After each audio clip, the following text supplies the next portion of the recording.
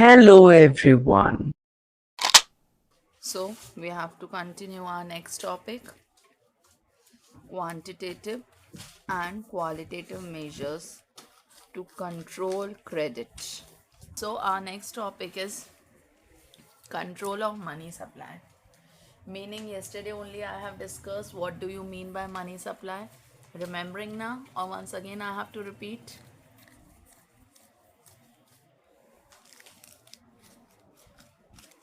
Remembering, beta, what do you mean by control of money supply? That how much money we have to circulate in our country. If we have to circulate more money, that decision was taken by RBI, so they will decrease the interest rate, so that when interest rate will be less, so more persons can come to take loan. And if they want to give less loan to the country person, so they will increase the rate. And when the rate of interest will be increasing, then less person are coming to take a loan. So this is the simple technique the RBI is using to control credit or to control money supply in our economy. So there are two methods to control money supply. One is quantitative instruments and other is qualitative instruments. Quantitative instruments are those instruments through which all the citizens of the country is going to affect. Means if interest rate is going to change, so every person is having bank account in the bank, that means indirectly they are going to affect, directly or indirectly, all the citizens of the country are going to have some problems or some changes they are going to face. So that changes is called as quantitative measures. So quantitative measures, under that, so first line only they have mentioned there, quantitative instruments are those instruments of credit control which focus on the overall supply of money in the economy. Means how much supply of money is going in our country, that they can change. Supply of money is lowered in inflation. Yesterday I had explained inflation means already the persons are having money. So now RBI don't want to supply more money to them. So what they are doing, during inflation they will increase the rate so that money supply will be decreased, and during deflation they will decrease the rate so that money supply will be increased. Okay, so first point is bank rate. Bank rate means that rate at which RBI lends money to the commercial bank. Means if commercial bank needs money or loan, not money, we can say they need loan. So commercial bank can take loan from the RBI. So RBI is charging interest from the commercial bank.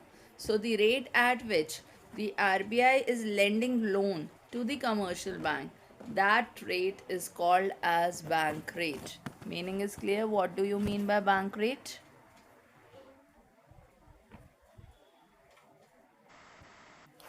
Okay. So bank rate meaning is clear. Now tell me, if there was inflation in our economy, inflation means already person is having more money. So bank को अब कम पैसे देने हैं, bank ज़्यादा loan नहीं देना चाहता क्योंकि ऑलरेडी कंट्री में मनी सप्लाई ज़्यादा है. तो वो क्या करेंगे, बैंक रेट बढ़ा देंगे कि कम कर देंगे?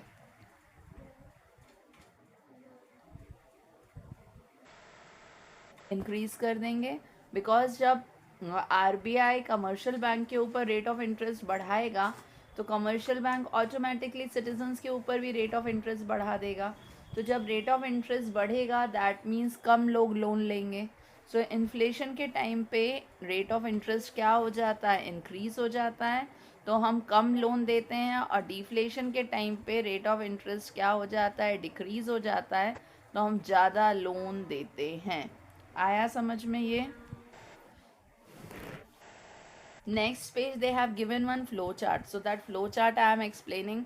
वो फ्लो चार्ट समझ लो, जल्दी समझ में आ जाएगा. देखो, राइज इन बैंक रेट मतलब आरबीआई ने कमर्शियल बैंक के ऊपर रेट ऑफ इंटरेस्ट बढ़ाया. Rise in market rate of interest, तो कमर्शियल बैंक सिटीजन्स के ऊपर भी रेट ऑफ इंटरेस्ट बढ़ा देगा, जिसको कहा जाएगा मार्केट रेट ऑफ इंटरेस्ट बढ़ गया.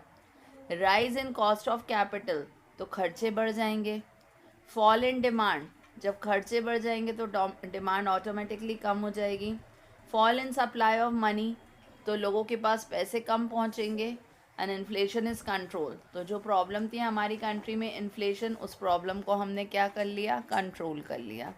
ये एक साइकिल अच्छे से समझ लो, मैं फिर से एक बार रिपीट कर रही हूँ क्योंकि हर पॉइंट में ये चीज़ होगी। मनी सप्लाई का मतलब होता है लोगों के पास कितना पैसा है। जैसे मैं कह रही हूँ अभी हमारी क्लास में 27 गर्ल्स ज्वाइन है, 27 लोगों को सबको मिलाएं, सबके पास कितनी प्रॉपर्टी, कैश, बैंक में पैसा, सब मिलाकर हम अभी एक एग्जांपल छोटा सा ले रहे हैं कि आप लोगों के पास सबके पास मिलाकर 10 लाख रुपए हैं। ठीक है, तो हमारी क्लास की अभी मनी सप्लाई कितनी है, 10 लाख रुपए है। अब क्या हुआ, तुम लोगों के पास कहीं और से इनकम बढ़ गई, कहीं और से तुम लोगों के पास पैसे आ गए, तो जो 10 लाख रुपए थे वो 10 लाख बढ़कर 15 लाख हो गए। तो पहले आप लोग 10 लाख रुपए की डिमांड कर रहे थे, मार्केट में 10 लाख रुपए की डिमांड कर रहे थे। तो जब आप 10 लाख की डिमांड कर रहे थे तो प्रोड्यूसर्स 10 लाख का तुम्हें सप्लाई कर रहे थे, उस हिसाब से उन लोग गुड्स बना रहे थे। बट अब तुम्हारे पास अचानक से 15 लाख रुपए हो गए हैं, तो तुम लोगों की डिमांड भी बढ़ जाएगी, क्योंकि जब हमारे पास पैसे ज़्यादा आते हैं तो हमारे एक्सपेंडिचर्स भी इंक्रीज़ हो जाते हैं। तो जब आपकी डिमांड बढ़ेगी, मगर सप्लायर ने प्रोडक्ट तो उतने बनाए नहीं हैं, सप्लायर ने प्रोडक्ट तो 10 लाख के हिसाब से ही बनाए हैं, तो सप्लायर उस समय क्या कर देगा, प्राइस बढ़ा देगा कि अब मेरे पास प्रोडक्ट तो है नहीं मगर ख़रीदार बहुत सारे हैं, तो मैं प्राइस बढ़ा देता हूँ। तो उनने प्राइस इंक्रीज़ कर दी। तो जब प्राइस इंक्रीज़ हुई तो ऑटोमेटिकली जिनको बहुत ज़रूरत थी उनने ख़रीदा, जिनको ज़रूरत नहीं थी उनने नहीं ख़रीदा। एक तरीका ये होता है। दूसरा तरीका, गवर्नमेंट क्या करती है, अब तुम सब लोग फिर से लोन लेने जा रहे हो, तुम लोगों को और अपना मनी सप्लाई बढ़ाना है, बट बैंक ने देखा ऑलरेडी 10 लाख से 15 लाख हो चुका है, मनी सप्लाई कंट्री में बढ़ चुका है, तो इन्फ्लेशन हो चुकी है, मतलब हमारी कंट्री में प्रॉब्लम फेस हो रही है, इन्फ्लेशन। तो बैंक अब क्या करेगी, इंटरेस्ट रेट बढ़ा देगी। जब बैंक इंटरेस्ट रेट बढ़ा देगी तो जो जो लोग लोन लेने जा रहे थे अब लोन नहीं लेंगे। जब लोन नहीं लेंगे तो ऑटोमेटिकली तुम्हारे पास पैसे कम हो जाएंगे। जब पैसे कम हो जाएंगे तो तुम डिमांड कम करोगे, डिमांड कम करोगे तो हमारी कंट्री में प्राइस धीरे धीरे चीज़ों की कम होने लगेगी, तो जिससे हमारी प्रॉब्लम इन्फ्लेशन की सॉल्व हो जाएगी। आया आप सबको समझ में इन्फ्लेशन की प्रॉब्लम कैसे सॉल्व हुई? सीधा इंटरेस्ट रेट बढ़ाया, इंटरेस्ट रेट बढ़ाया तो लोन कम लेंगे, लोन कम लेंगे तो पैसे कम आएंगे, पैसे कम आएंगे तो डिमांड कम होगी, डिमांड कम होगी तो ऑटोमेटिकली इन्फ्लेशन की प्रॉब्लम क्या हो जाएगी, सॉल्व हो जाएगी। Now tell me, it's clear? अब मैं साइकिल आप लोगों से रिवर्स करवा रही हूँ, आप लोग बोलोगे डिफ्लेशन का मतलब क्या होता है?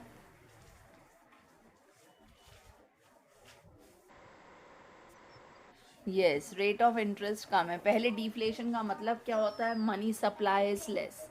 क्या होता है डिफ्लेशन का मतलब, मनी सप्लाई इज लेस, लोगों के पास कम पैसे हैं।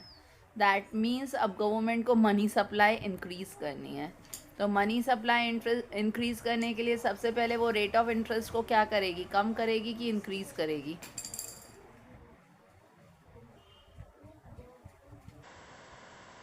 डिक्रीज करेगी बेटा, बैंक डिक्रीज करेगा रेट ऑफ इंटरेस्ट। जब रेट ऑफ इंटरेस्ट डिक्रीज होगा तो आप लोग जो लोन नहीं लेने वाले थे, देखोगे 0% रेट ऑफ इंटरेस्ट हो गया, तो सब लोन लेकर अपने बिजनेस में पैसा इन्वेस्ट कर देंगे, तो लोन ज़्यादा लेंगे, तो लोन ज़्यादा लेंगे, इन्वेस्टमेंट ज़्यादा करेंगे तो प्रॉफिट ज़्यादा होगा, मनी सप्लाई बढ़ेगी तो डिमांड भी ऑटोमेटिकली क्या हो जाएगी, बढ़ जाएगी। तो डिफ्लेशन की प्रॉब्लम जो है हमारी कंट्री से सॉल्व हो जाएगी। आया समझ में?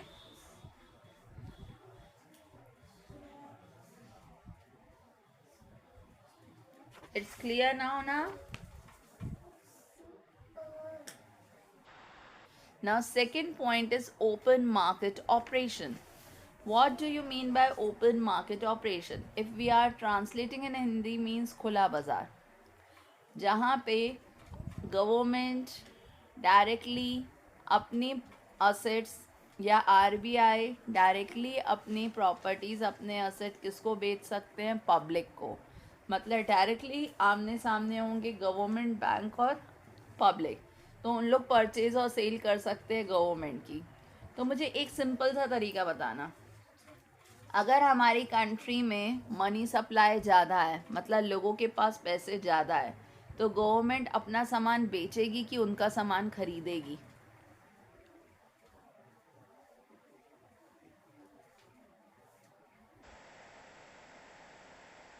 खरीदेगी, तो उनके पास बेटा और पैसे पहुंच जाएंगे, तो मनी सप्लाई इंक्रीज हो जाएगी। हमें उनकी मनी सप्लाई क्या करना है, डिक्रीज करनी है। तुम्हारे पास होने चाहिए 2,000, तुम्हारे पास अचानक से 5,000 आ गया, हम तुमसे पैसे तो छीन नहीं सकते। तो गवर्नमेंट कौन सी टेक्निक लेती है, गवर्नमेंट अपना सामान बेचना चालू कर देती है। तो जब गवर्नमेंट अपना सामान बेचेगी तो तुम लोगों के पैसे, तुम लोग गवर्नमेंट का सामान खरीदोगे तो ऑटोमेटिकली तुम्हारे पैसे क्या हो जाएंगे, कम हो जाएंगे। भले ही प्रॉपर्टी इंक्रीज होगी, बट तुम्हारा कैश क्या हो जाएगा, कम हो जाएगा।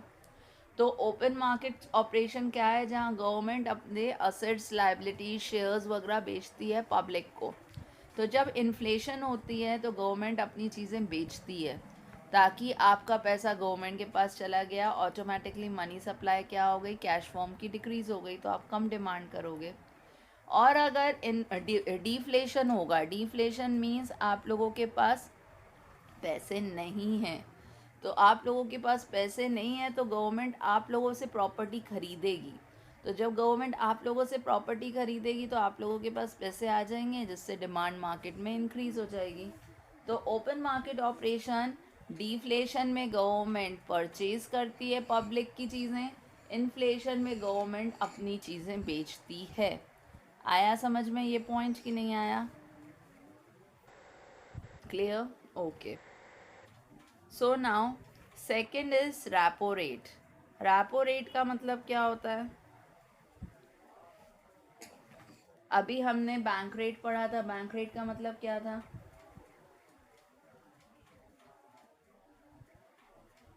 बैंक रेट का मतलब क्या था? जब कमर्शियल,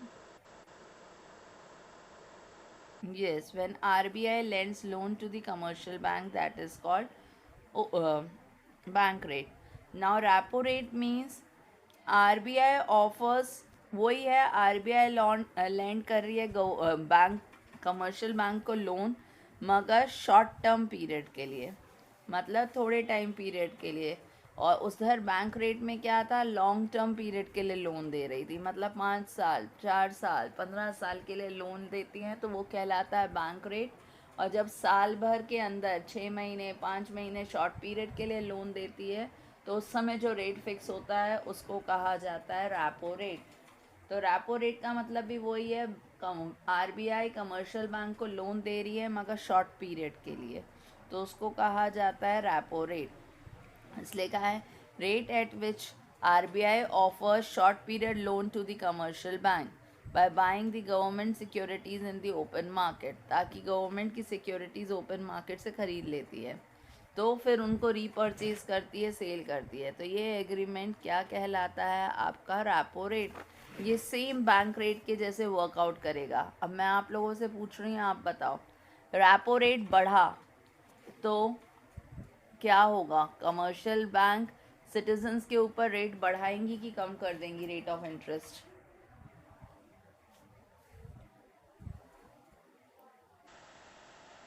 ओके। तो जब रेट ऑफ इंटरेस्ट इंक्रीज होगा तो पब्लिक क्या करेगी, ज़्यादा लोन लेने आएगी कि कम लोन लेगी? और जब लोन कम लेंगे तो हमारी कंट्री में डिमांड इंक्रीज होगी कि डिक्रीज होगी? और जब डिमांड डिक्रीज होगी, तो जब डिमांड डिक्रीज होगी तो प्राइसेस इंक्रीज होंगे कि डिक्रीज होंगे?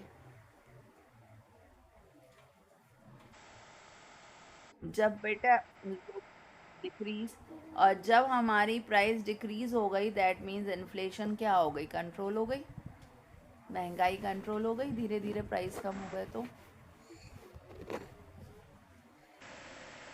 आया समझ में साइकिल कैसे है? हमें यही वर्ड्स में लिखनी है साइकिल जो मैंने आपको समझाई। तो रैपो रेट और बैंक रेट सेम है, बस बैंक रेट में लॉन्ग पीरियड के लिए लोन लिया जाता है, रैपो रेट में शॉर्ट पीरियड के लिए लोन लेते हैं। और दोनों ही इन्फ्लेशन और डिफ्लेशन को कंट्रोल करने का तरीका है। और ये लोन कौन लेता है? कमर्शियल बैंक लेता है आरबीआई से। आ गई ये तीनों पॉइंट समझ में आ गई बेटा सबको? Then next point is reverse repo rate. Reverse repo rate क्या होता है? Opposite to repo rate. मतलब अभी कमर्शियल बैंक लोन ले रही थी सेंट्रल बैंक से, अब सेंट्रल बैंक लोन ले रही है कमर्शियल बैंक से। तो जब सेंट्रल बैंक लोन लेती है कमर्शियल बैंक से, या लोन की जगह हम कह सकते हैं कमर्शियल बैंक का पैसा सेविंग के तौर पे एक्सेप्ट कर ले रही है, तो जब कमर्शियल बैंक अपना पैसा सेंट्रल बैंक को देता है, कुल मिलाकर ये कर लो, तो इंटरेस्ट देगा। जब हम अपने पैसे बैंक में देते हैं तो बैंक हमें इंटरेस्ट देता है। तो वैसे ही कमर्शियल बैंक अपना एक्स्ट्रा पैसा सेंट्रल बैंक के पास रखवाएगी, तो सेंट्रल बैंक उनको क्या देगा? इंटरेस्ट देगा। तो वो रेट जिस पे वो इंटरेस्ट देगा, उस रेट को क्या कहा जाता है? Reverse repo rate. Reverse repo rate का मतलब समझ में आया क्या होता है? वो रेट जब कमर्शियल बैंक सेंट्रल बैंक के पास पैसे रखवाता है अपने, तो सेंट्रल बैंक उनको इंटरेस्ट देता है। तो वो रेट जिस पे इंटरेस्ट दिया जाता है, उस रेट को कहा जाता है रिवर्स रेपो रेट। अब आया समझ में रिवर्स रेपो रेट क्या होता है? तो बताओ, अभी जो हमने साइकिल पढ़ी वो साइकिल यहाँ ऐसे ही रहेगी कि रिवर्स हो जाएगी? रिवर्स हो जाएगी। तो अभी रेट ऑफ इंटरेस्ट अगर बढ़ रहा था तो इन्फ्लेशन क्या हो रहा था? कंट्रोल हो रहा था। अब यहाँ पे रेट ऑफ इन्फ्लेशन क्या होगा? रेट ऑफ इंटरेस्ट क्या होगा? कम होगा। तो इन्फ्लेशन क्या हो जाएगा? कंट्रोल हो जाएगा। समझाओ इस चीज़ को और डिटेल में।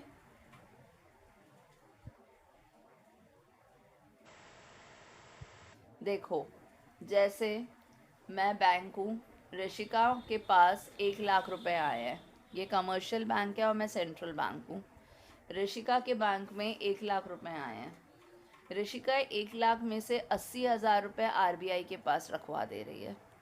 ठीक है, तो वो लोन कितना देगी? 20,000। और मैं अभी ऋषिका को इस 80,000 पे रेट ऑफ इंटरेस्ट दे रही हूँ 10%। अब अगर मैं ये रेट ऑफ इंटरेस्ट कम कर दूँ, हम कहेंगे सेंट्रल बैंक कह रहा है कमर्शियल बैंक को, भैया हम आपको बस 5% इंटरेस्ट दे सकते हैं।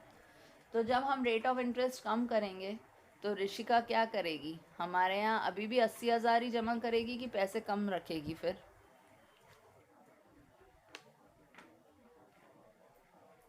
बताओ। ऋषिका कमर्शियल बैंक है, कमर्शियल बैंक तब भी 80,000 रुपये ही सेव रहने देगा, डिपॉजिट करने का, कि उसके पास ऑल्टरनेटिव है, यहाँ से बस हमें 5% इंटरेस्ट मिल रहा है, इससे अच्छा हम पब्लिक को लोन दे देते हैं, वहाँ से हमें 7% इंटरेस्ट मिल जाएगा। होगा ये कि नहीं होगा? देखो अब फिर वही साइकिल हुई। तो अगर सेंट्रल बैंक कमर्शियल बैंक को कम इंटरेस्ट देगा, तो इससे अच्छा वो बाहर पब्लिक को लोन दे देगा और उनसे ज़्यादा इंटरेस्ट ले लेगा। ठीक है ना? तो डिफ्लेशन के टाइम पे सेंट्रल बैंक क्या करता है? रेट ऑफ इंटरेस्ट कम कर देता है ताकि वो पब्लिक को ज़्यादा लोन दे। और इन्फ्लेशन के टाइम पे रेट ऑफ इंटरेस्ट क्या कर देता है? बढ़ा देता है ताकि पब्लिक को लोन ना दे, बैंक में पैसे जमा कर दें। आया समझ में कि नहीं आया ये cycle?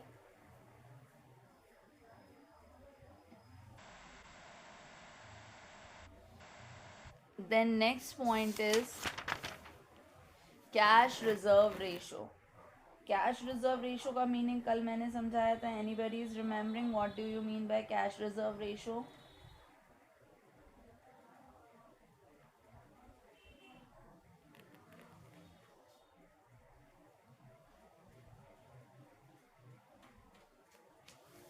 Cash reserve ratio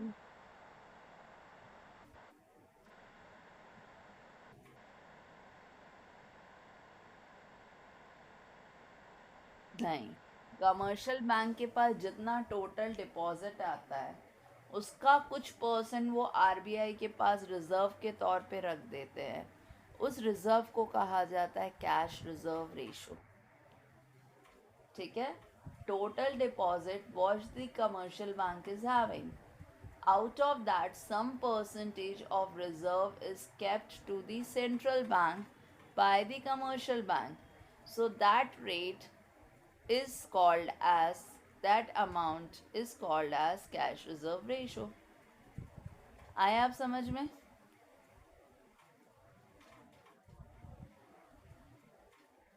cash reserve ratio का मतलब समझ में आया? अब कैश रिजर्व रेशो, जैसे अब मैंने कहा कमर्शियल बैंक के पास 10,000 रुपये हैं, 10,000 रुपये का 10% रिजर्व बनाना है, तो 1,000 रुपये रिजर्व बन गए। कमर्शियल बैंक के पास कितने बचे? अब ये 9,000 का कमर्शियल बैंक क्या करेगा?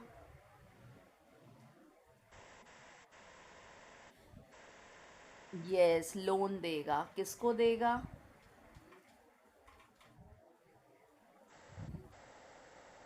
ठीक है। तो न, अगर 10% रिजर्व है तो 9,000 बचा हुआ वो पब्लिक को लोन दे रहा है।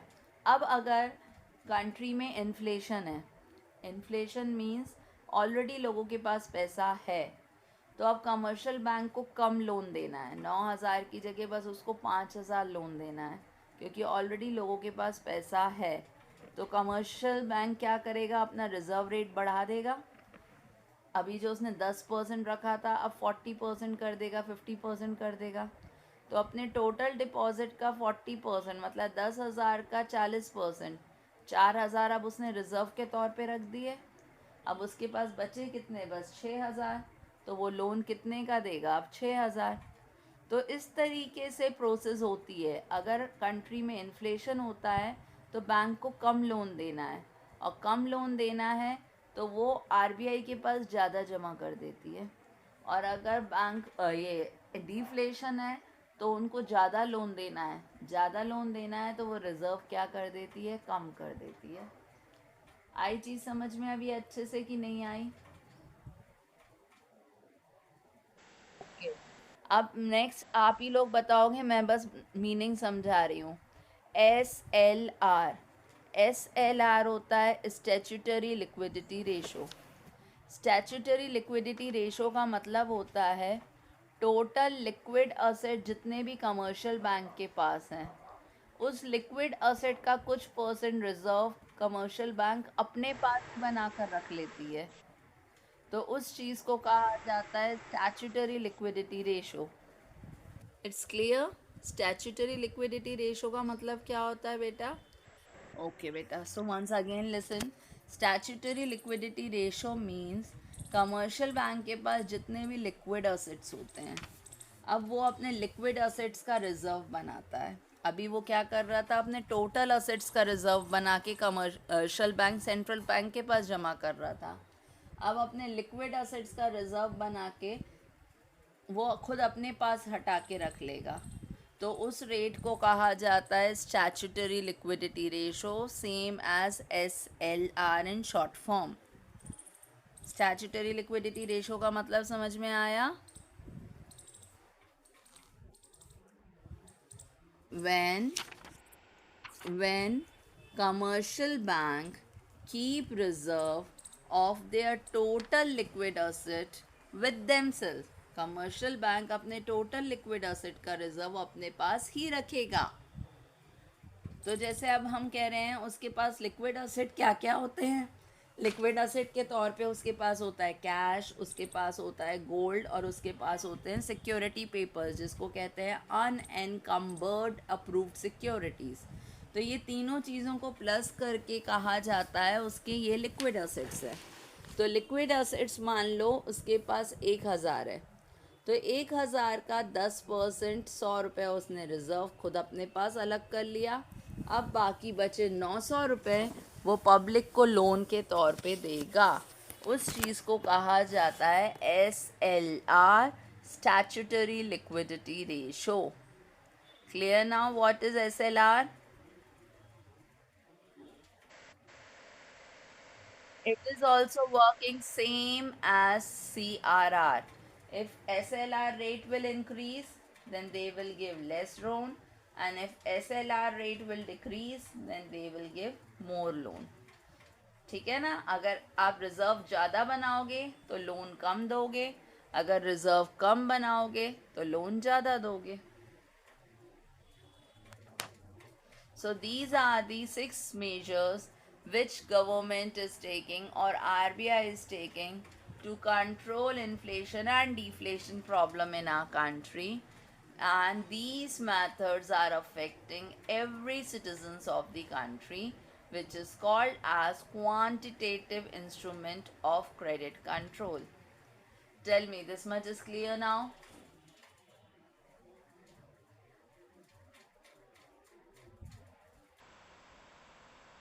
Now, next is qualitative control. Qualitative instruments are those instruments, these are also helping us to control the problem or to solve the problem of inflation and deflation. But ये जो होती हैं changes, ये पूरे citizens को affect नहीं करती, ये कुछ लोगों को ही अफेक्ट करती है. All are not getting under this. So इसके अंडर फर्स्ट पॉइंट है मार्जिन रिक्वायरमेंट. मार्जिन रिक्वायरमेंट का मतलब क्या होता है बेटा? जब हम लोन लेने जाते हैं तो गवर्नमेंट के पास सिक्योरिटीज़ देते, सॉरी गवर्नमेंट कह रही हूँ, बैंक के पास सिक्योरिटीज़ रखवाते हैं. जैसे मैंने 1 लाख का लोन लेने जा रही हूँ तो मुझे 1,20,000, 1,30,000 या 1.5 लाख की कोई security papers, property papers bank को देने पड़ेंगे, तभी बैंक लोन देगा हमें. ऐसा ही होता है ना? तो ये जो डिफरेंस है, लोन लिया 1 लाख का मगर सिक्योरिटी ली 1,30,000 की, तो ये जो 30,000 का गैप है, इस गैप को कहते हैं मार्जिन रिक्वायरमेंट. ये एक्स्ट्रा जो लेते हैं इसको क्या कहा जाता है? Margin requirement. तो अगर ये गैप बढ़ा दिया जाएगा, अभी हम 1,30,000 की जगह आप बोलेंगे तुम्हें अगर 1 लाख का लोन लेना है तो तुम्हें 1.5 लाख की सिक्योरिटी देनी है, तो क्या हर पर्सन लोन लेने पहुंच जाएगा कि कम लोग लेंगे?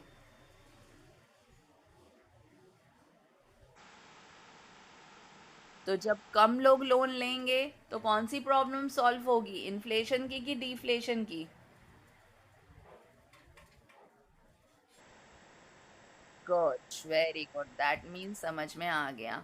तो इस तरीके से गवर्नमेंट कंट्रोल करती है. तो इन्फ्लेशन होगा तो मार्जिन रिक्वायरमेंट क्या कर देगी? बढ़ा देगी ताकि कम लोग लोन ले. और डिफ्लेशन होगा तो मार्जिन रिक्वायरमेंट क्या करेगी? बढ़ाएगी कि कम करेगी? Yes. So this point is also clear to everyone. Then next is rationing of credit. Rationing of credit का means होता है fixing a quota. Rationing of credit का मतलब क्या होता है? Fixing a quota under different business activity. As you all are knowing, हमारे यहाँ 3 टाइप के सेक्टर्स होते हैं: primary sector, secondary sector and टर्जरी sector. तो गवर्नमेंट ने कोटा फिक्स कर दिया कि अब वो प्राइमरी सेक्टर वालों को बस 10 करोड़ का लोन देगी, सेकेंडरी सेक्टर वालों को 20 करोड़ का लोन देगी, टर्शरी सेक्टर वालों को 25 करोड़ का लोन देगी. तो अब पब्लिक जब लोन लेने गई है तो अगर बैंक को लोन नहीं देना है तो वो कह देगी आपका कोटा फुल हो गया है, हमने इतना पूरा लोन दे चुके हैं, कोई फिर पेपर्स तो मांगेगा नहीं, तो कोटा फिल हो गया है, तो वो लोन नहीं देगी. और अगर लोन देना होगा तो कोटा सिस्टम ख़त्म कर देगी, जो आएगा सबको लोन देती जाएगी. तो बताओ कोटा सिस्टम कब ख़त्म होगा? इन्फ्लेशन में कि डिफ्लेशन में?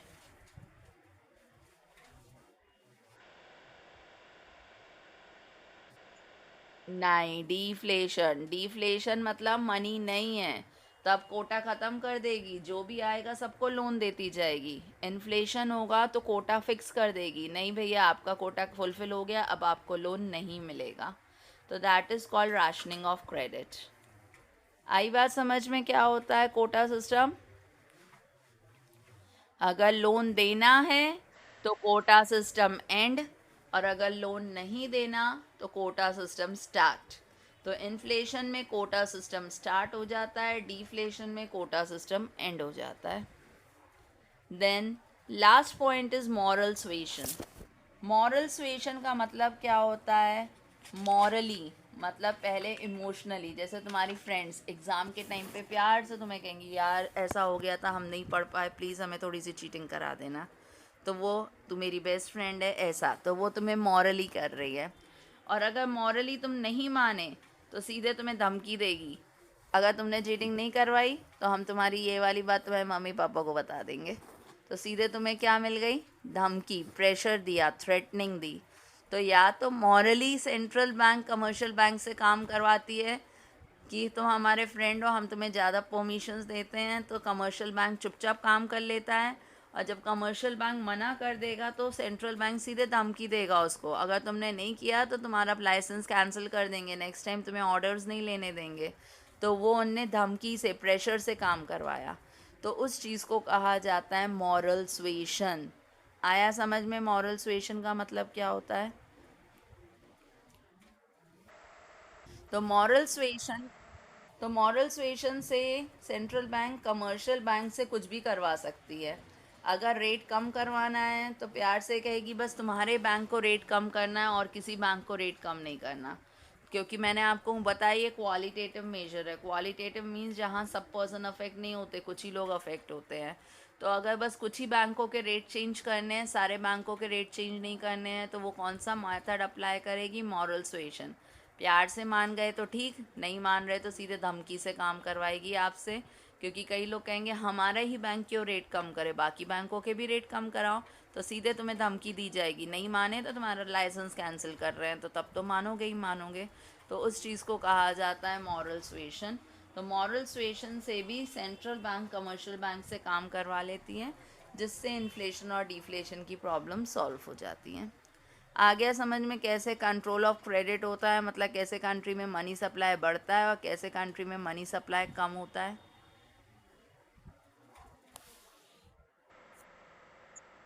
To everyone it is clear now?